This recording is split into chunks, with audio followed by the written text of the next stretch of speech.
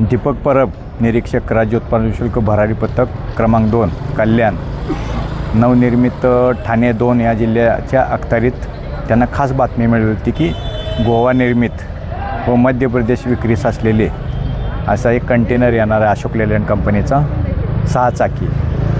त्या बातमीच्या आधारे त्यांनी भिवंडी बायपास येथे काल रात्री दिनांक 16/12/25 रोजी रात्री 9:15च्या आसपास त्यांना संशयित वाहनाची कसून तपासणी केली.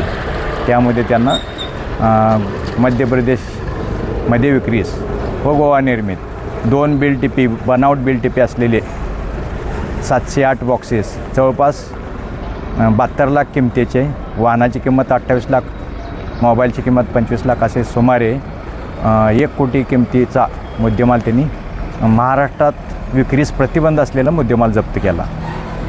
तर राज्याचे आयुक्त, राज्य उत्पादन शुल्क आयुक्त माननीय राजेश कुमार देशमुख,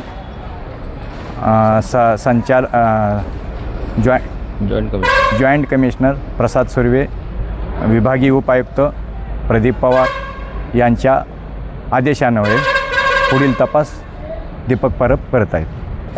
हा माल हा तसा गोव्याहून आणून त्या बिल टिपेच्या आधारे तो एका ठिकाणी बिल टिपी भिवंडी लिहिलेलं आहे, दुसऱ्या ठिकाणी गुजरात लिहिलेलं आहे आणि त्याच्या बिलवर मॅगी असा उल्लेख केलेला आहे. अटक केली या प्रकरणी एक आरोपी अटक केलेला आहे. महाराष्ट्र दारूबंदी कायदा 1949च्या वेगवेगळ्या कलमांतर्गत कारवाई करून पुढील तपास दीपक परब करीत आहेत.